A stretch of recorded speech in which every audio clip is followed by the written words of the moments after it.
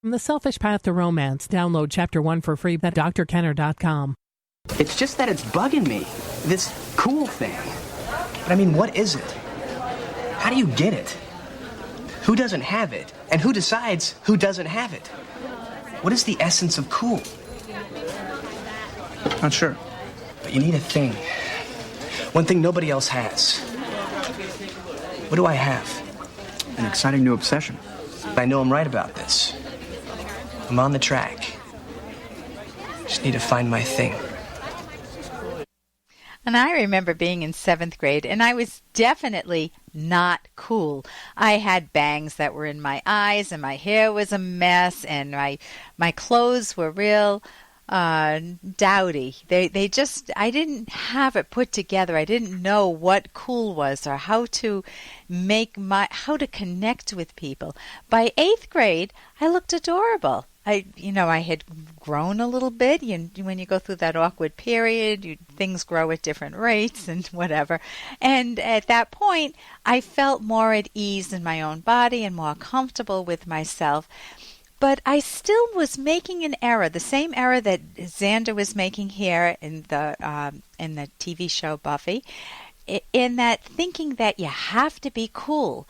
And that's the wrong question to ask. It's how can I enjoy my life? What will make it richer?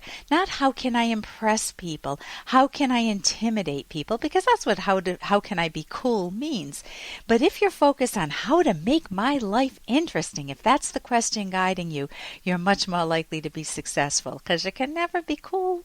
I mean, the whole focus is just focused on what other people think of you. And that's what I work so hard in therapy to help people switch that focus to self-valuing, to valuing their own life, and to not worrying, to be able to dance and not worry who's looking at you, that type of feel. So I'm Dr. Ellen Kenny. You're listening to The Rational Basis of Happiness. And right now, we're turning to the phones. My number is toll-free, 1-877-Dr. And I have an interesting website at drkenner.com, drkenner.com. And we'll welcome Cindy right now. Cindy, you're wondering why women get involved, emotionally involved in relationships before men?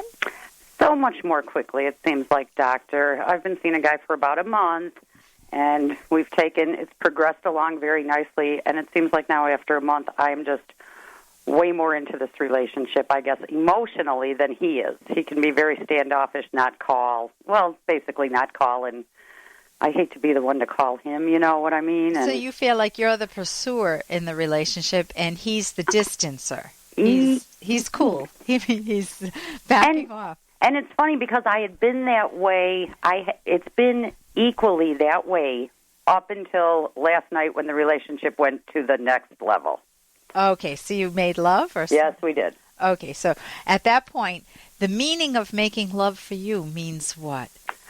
Well, I think a whole lot more emotions are probably involved for me than for a guy, I would think. So what goes through your mind when you're? I don't mean all of the graphic sexual details, obviously, but what type of emotional connection are you feeling to allow yourself to cross that line with this guy you're with? I think that's exactly it. That there is an emotional connection, and up until then, there has been a connection.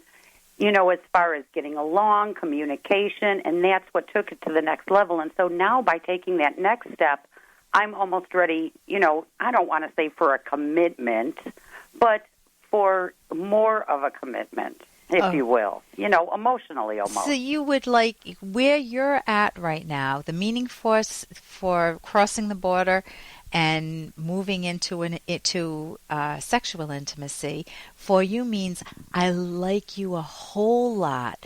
I value you a lot. I want to share my body with you. And for him, you want it to mean the exact same thing for him so that he gets on the phone in the morning and calls you and said, oh, gosh, honey, wasn't that wonderful? And you get the honey. I remember the first time my husband called me honey. Oh, my God. I was all smiles, all warm inside. It was wonderful. So you want that reciprocated. It would have been nice, yes, to get a phone call today saying, boy, yesterday was really great and last night was the topper. And you know what? It just didn't come. Okay. So It's not that all men are that way. In fact, when my husband heard your question, he goes, I don't think I was that way. He didn't feel that way. So it's just that you're learning more about the man that you're currently with. You collect data on a person. I don't mean that you have an Excel spreadsheet, but you emotionally make note of what you value in a person and what are the red flags in a person. How old are you? 47. 47. He's how old? 44. He's 44. Do either of you have a history of being married? Mm-hmm. He's been married once. I've been married twice. Okay, but my last marriage had ended like 7 years ago. So you've been looking for a partner since then, or is this brand new for you? I don't want to say looking, but I've been in a couple of relationships since then. And the men, you've had the same pattern? No, I don't think so. But the last one, it ended a while ago. Yeah. So it's almost kind of hard to even remember how the beginning of it was.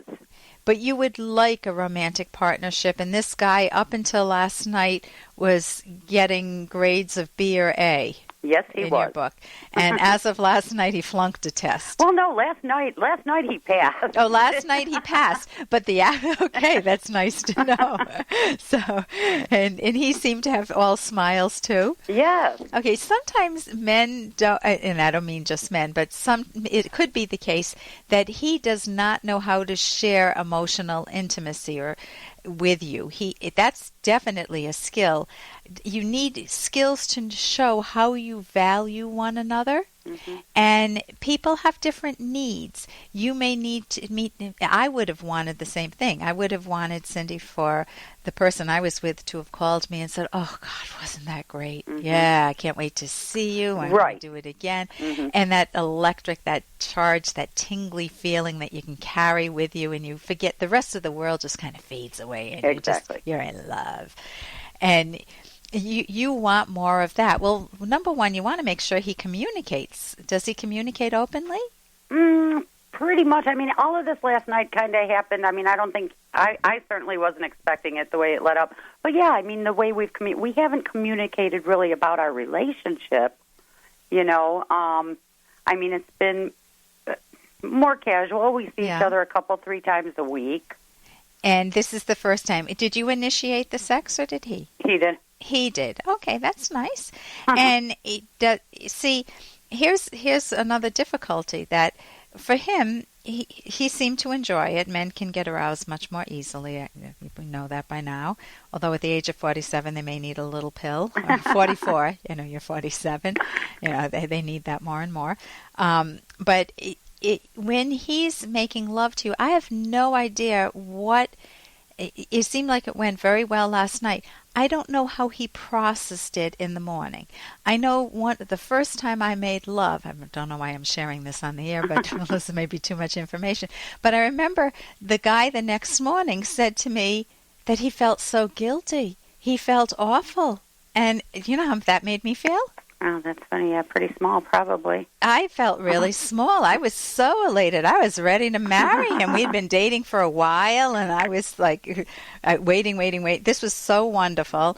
And, you give up your virginity for what? For someone to say, "Oh, I feel really badly about that." It's like the guy's not supposed to do that. The woman's supposed to do that. Yeah, we're supposed to have the guilt trip. So what I would recommend is, here's one possibility. One thing is that afterwards he thought about it. Maybe he thought it's moving too fast. Mm-hmm. Maybe he had some flashbacks remembering his first marriage. And some of the difficulties he had back then. Sex is so important that what I recommend is both of you talk about what your needs are.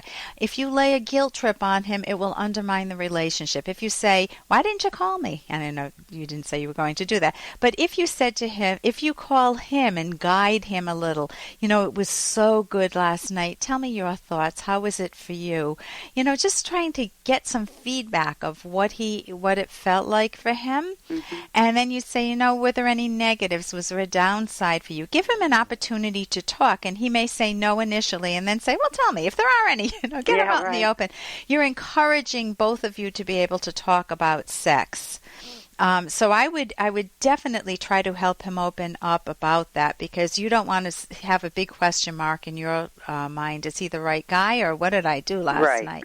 So listen, I wish you a lot of success with that. Well, thank you so much. Oh, thank you for calling, Cindy. Okay, Doctor, thanks. I'm Dr. Ellen Kenny. You're listening to The Rational Basis of Happiness. And if you have any questions that you would like to ask a counselor or a therapist, I am a clinical psychologist, so you can give me a call, toll-free 1-877-Dr.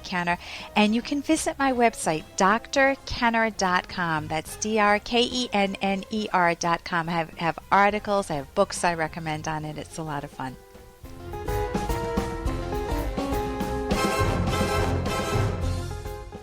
Here's an excerpt from The Selfish Path to Romance by Dr. Ellen Kenner. If you think your partner is being unfair, a way to avoid overreacting is to take some time to privately sort out your feelings and your thoughts. Let's say Aaron is extremely upset with Jane's purchases, too angry to effectively talk with her at the moment. He could buy himself some cool-down time by saying, "Jane, I'm too angry right now to talk about this sensibly. I'm taking some time to sort out my thoughts and feelings. Let's touch base later today and talk about it." By handling his anger this way, Aaron avoids giving Jane the silent treatment or playing mind games, walking away in a huff without letting her know why he's leaving and without giving any indication of when he'll return. Instead, Aaron openly lets Jane know that he's too upset to talk at this time and that he's committed to figuring out why he feels so angry and what action would help resolve the issue.